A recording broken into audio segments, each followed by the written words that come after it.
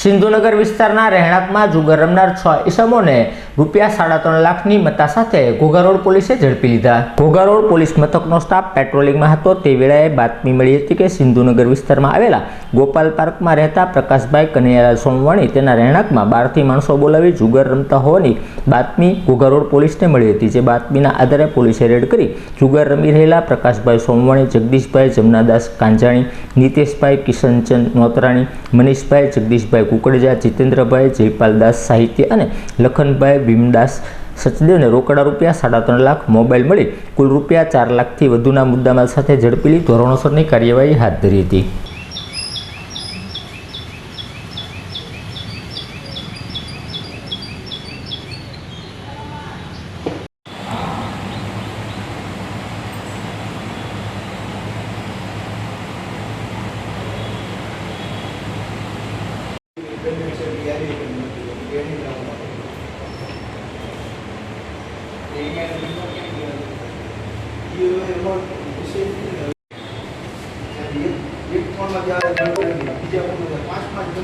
આવેલા